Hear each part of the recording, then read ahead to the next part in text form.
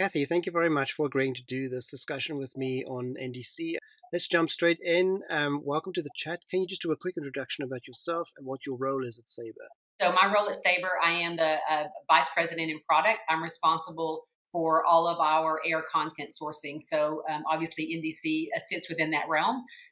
Been with the company for 33 years, so I've got a little bit of wear and tear and mileage on in this industry. So certainly, I think it's been a real opportunity to get to take that expertise and then apply it to something as exciting and innovative as NDC has been. There's an increasing amount of activity around NDC as of late. I mean, it's not new. Probably some of what we're seeing now, we would have actually seen probably a year and a half or 2 years ago, but for COVID. Obviously, COVID had a pretty big impact and slowed things down for a while. And so I think as the industry is waking back up and initiatives that are so kind of critical to propelling the industry forward are going to become much more front and center as we go into recovery. So I think that probably has to do with why we're seeing this kind of amplitude of the messaging. And then certainly you have some airlines that are making some pretty bold moves in this space. And I know we'll probably talk about that. That certainly has brought this front and center for a lot of people that maybe weren't spending quite as much time thinking about NDC in the last 12, 18 months. Yeah, we'll certainly get to those questions, but that's very true. So how busy is NDC keeping you guys? Holy moly, busy, busy, busy. I can tell you that it has certainly been a busy time for me personally and my team at Sabre. And it's really around just, we are working with an ever growing number of not just airlines, agencies, corporations, other technology providers. The ecosystem aspect of this initiative is so significant. So I can tell you, I love both the opportunity and the challenge to create these things. We at Sabre are continuing to invest materially in both NDC and offer order broadly, because certainly offer order based retailing is the framework on which NDC is built. And it's one of our top strategic initiatives. And so it's keeping us super busy. We have an extremely robust pipeline of airlines. We've launched 7 airlines already. Live production volumes are flowing. We are simultaneously working on about 7 additional airlines that will be launching in the very near future. American Airlines obviously being one of those, as we've talked about recently in the industry, along with Lufthansa Group and United Airlines, Finnair. So lots of concurrent activities happening. And then we have a pipeline of more than 30 airlines that we're actively engaged with. So I would say I don't think the volume is going to decrease in the coming months and years. It will probably potentially only increase as we continue to really scale and move forward. What are your biggest challenges at Sabre with getting NDC then to work? It's so important to talk about that, the aspect of NDC that's often overlooked, which is that it is an ecosystem initiative. It's not just an airline initiative, although it was born on the kind of the backs of airlines. And if you don't address this kind of multi-constituent need in the way that you think about the technical approach to NDC, then it can't be successful. So that's one of the things I'd say at Sabre that we just took really seriously. And I do believe we have been a leading advocate on this particular topic. Whereas we've got to bring all the parties to the table, and we have to think in solution and collaborate in a way that drives value for everyone. We could probably do an entire session just on this, but given we have a finite amount of time today, I'm going to hone in on maybe what I'd say are the 4 biggest challenges, and that we are really working diligently to address. First and foremost, it's around the differences in airline implementations. It puts a huge drag on the pace of implementations. So, the thing every time I get in any type of an interview with NDC is like, why is this taking so long? This has probably been one of the reasons that aren't obvious to those who don't live and breathe this every day. And this isn't just a question of one version to the next. I wish it were that simple. But even how differently an individual airline using the same schema has implemented their NDC flows on top of these schemas has made it really difficult for companies like Sabre, where our value proposition is bringing buyers and suppliers of travel and creating this travel marketplace. And we have to do that in a way that normalizes content so that we can get to as seamless of a workflow as possible. But, I For me, I think this is where, frankly, IATA should have taken a much stronger role in actually driving industry standards. They are an industry standards body. And so I think this is one of the things where you hear the term NDC as an industry standard. That word standard could not be further from the truth. And there just should not have been the ability to have so much flexibility and interpretation in the standards, because that is really what makes it challenging. As you go airline to airline, you have to really understand all these nuances and normalize and work to the extent that you can. So I think I'd say difference in airline implementations is a big challenge. The second one that I think is really important for the environment of the ecosystem to understand is around agency workflow implications. Again, not something that people just initially understand.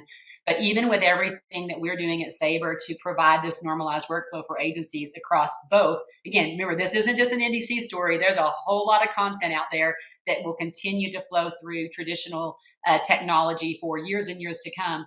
So as we think about how you normalize all that, there are pretty significant workflow changes that an agency is going to have to adopt. There's this whole change management aspect that an agency has to initiate and evaluate and understand to be able to operationalize NDC. If you think about it, integrating NDC content isn't like integrate it and turn it on and the magic happens. There are different workflows. Like a great example is a shopping-led workflow. The vast majority of agencies utilizing aggregation solutions like the GDS use a schedule-led flow. That means I start with the flights that I want, then I worry about the price. NDC doesn't even have a schedule-led workflow contemplated inside of these standards. Everything is a shopping-led workflow. So you have to start from that. So agencies have to then think about, so from an agent workflow, what do I have to do differently to be able to even engage and consume this NDC content? And then you also have things that maybe not at the industry standard level, where they'll take the same flow but implement it differently. So exchange is an example. There are airlines that have a one-step process in the pricing flow of exchanges, and there are airlines that have a two-step pricing flow for exchanges. And agencies have to be able to absorb that. And so it puts a pretty significant impact on the efficiency of the flow. And so again, we continue to do everything we can to make that as normalized as possible. But it is not insignificant to the work that agencies will have to do to be able, again, to operationalize. And then maybe the last two that I'd touch on would be around performance and value. I think these are two that are also overlooked at times. When I talk about performance, I'm actually talking about it from kind of two perspectives. One is just literal performance, like technical performance. The amount of time that we're seeing with response times associated to NDC shopping responses is unbearable. Just to give you some context, in the Sabre GDS today, most shopping responses are sub-second. Some might be 1 to 1.5 second based on more complex itineraries or more complex numbers of passengers, but 2 seconds and you're essentially done. We're seeing response times north of 8 seconds from many, many airlines. That's insane. And again, the problem with that is as you have that type of delay, your ability to convert becomes pretty impaired, because there's just not the willingness and desire to have that type of a wait. And then the other aspect of performance, I call it operational performance. I don't know if that's the right term or not, but it's the type of data and the type of responses that are coming back that agencies are so dependent upon, whether or not we're getting the right detail in price breakdowns and taxes that agencies need for downline processes. So both of those are areas that we are going to need to have ongoing focus on for us to really get to a broadly adopted solution. And the last one I'll end on, and I know this is a lot, but you can tell I'm pretty passionate about this particular question, is really around value. There's this expression, I don't know if you've heard about it, is the juice worth the squeeze? And that's what I think we're dealing with right now, quite frankly, is that there's a whole lot of work required by everyone to make NDC operational, and the value, or maybe think of it as the ROI for that work for the agency channel specifically, it's still not super clear. The starting point for the majority of airlines has been, I'm going to send my existing content down new pipes, which I get it. You got to start somewhere, and that makes a ton of sense. But as an agency, that's not very compelling. I get all this stuff today and it works beautifully across end to end, all the different flows that I have. And so now it's like, I've got to do a lot of work to be able to get to the same stuff. So I think the quicker that we can see true value add content available to agencies in the NDC channel beyond lowest fare class or surcharge free content, like that's not sexy. We want to see, and we do have airlines that are beginning to do this, new types of bundles, even defining content differently, content and capabilities, things like same day exchanges, like a lot of these things that weren't necessarily available. As these value add components become more real, then you're going to have agencies a lot more willing to do the work to be able to bring this content in. That motivation is there. And then I think we're really going to see NDC start taking off in a pretty meaningful way. Yeah, there's a lot there to take on board. And so it's not just a matter of slapping an API in front of things. There's a ton of stuff here That's to right. to keep in mind, and you've got a lot to deal with there. And thank you for explaining that so well. Aggregators out there are saying, man, if only the GDSs will eventually accept NDC. Is it a case of them having the luxury of starting on a blank sheet and only having to deal with that? Absolutely. I mean, first of all, that just makes my head explode. I have been working at this for many years. This is not a question of whether the GDSs are adopting NDC. We have a robust marketplace that processes billions of transactions a day. So you can't even think about a world where a new entrant aggregator that doesn't have that marketplace, that doesn't have that responsibility to their existing customer base to ensure a solution that's going to provide the value and capabilities and efficiency and the opportunities to airlines to be able to distribute their content in a very robust marketplace. It's apples and onions, not even apples and oranges. Yes. And so I think that, obviously new entrants bring great innovation into the space. And I think it's great to see the way different organizations have been able to innovate, and, more power to them. But I don't think you can even talk about a GDS implementation or integration of NDC in the same context, because it is just in a different stratosphere. Yeah. It's not schedule driven, but it's price driven. How suitable do you think is NDC content then for the expectations of a corporate buyer? I'm probably going to answer your question a little bit differently, because I don't think this is a question about how suitable is NDC content. Okay. I think you have to say, how suitable is the NDC implementation for corporate buyers? Because at the core of this, the content's critical. I mean, if you listen to the voice of the corporate buyers, they want access to cool new stuff. They want easier access to the beyond fair benefits that they negotiate in their corporate programs that are really hard to get to. And NDC is a critical enabler of getting that kind of content expansion. So I think NDC as a technology source for bringing cool new stuff is essential for all segments, including TMCs. The implementation of NDC is where we have the challenges. So right this moment, we have a working group, and we have about 5 airlines that have all raised their hand to say, I am willing to help and be the voice into the IATA forums to talk about a schedule-led approach. So I do think we're going to see progress here. It's not going to be fast enough, and everyone's going to be really frustrated. But at least those conversations are happening. And now with having, as long as you have an airlines that are advocating it and will kind of sponsor that through the process, I think we have a pretty good shot at getting something to be realized in a future schema version that will allow this schedule-led approach. Because again, I think it was a huge miss in the early kind of incarnation of NDC, and we're going to see that continue to be a pain point in corporate adoption until we can get there. And do you think there's enough representation at IATA for the entire ecosystem, or is it still too airline heavy? So I kind of banged on IATA a moment ago. I will give them props that over the last probably 3 to 4 years, I think they recognized that in the early days of NDC, it was completely tone deaf to anyone other than an airline.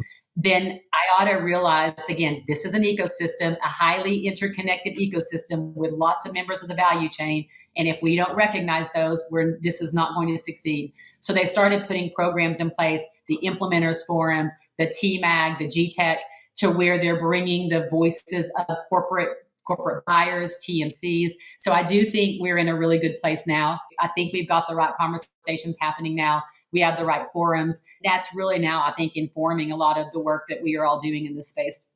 That's great to hear. Just moving on a bit, we mentioned this earlier on, but let's talk about American Airlines. They're putting you guys under pressure to deliver by the 1st of April. Well, that's what the stories would like us to believe.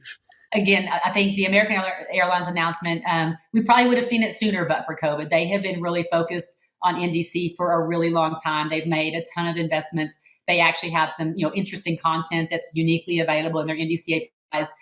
So I get that we want to see progress. Fortunately, Sabre and American Airlines, we've been working together on NDC for several years. In fact, we did a production pilot with 7 agencies earlier this year. I mean, we have the capabilities in place, ready to launch. There are a few additional capabilities that American Airlines is wanting us to have for the launch. So that's kind of why we've anchored around this April date. But we already have the content available, integrated, ready to go. And starts with being the NDC content's available via our APIs, which that matters because any technology provider, corporate booking tools, for example, OTAs that use our APIs can source content. And additionally, we've integrated NDC content into Get There, our own corporate booking tool. And that all that has already happened. So I say that to say, I think we're in a really strong position for the April launch of NDC. And so, I can't speak on behalf of other companies, but, we are working very closely with American to ensure that this launch in April is successful and that we're able to get their NDC content into the marketplace. I've got 2 questions left for you, Kathy. One relates to the slight elephant in the room, which is the commercial model. Personally, I think probably one of the greatest travesties of the whole NDC initiative is the fact that the term NDC has been used in different contexts to drive different outcomes, both technical and commercial. And I think that this conflation has really been a major contributor to the pace at which NDC has progressed because people were just confused on what NDC is. So I think, let's just take a minute to be super clear. NDC is not a commercial model. It is a technical standard designed to change the underlying technology of how airlines distribute their content that enables greater retailing and personalization, enabling things like dynamic pricing, continuous price points, new content. It's literally, NDC is just moving from EDIFACT to an XML-based solution, like 2G to 5G in the cell world. It's just technology. But I think that said, I, to your point, I don't want to be ignorant to not recognize that there is certainly commercial evolution in the distribution landscape that's underway. We see it all around us. But my point's always been, I think that commercial evolution happens, and it would be happening whether NDC was a thing or not. Putting them together makes it really hard to advance them independently, which I think has been one of our challenges.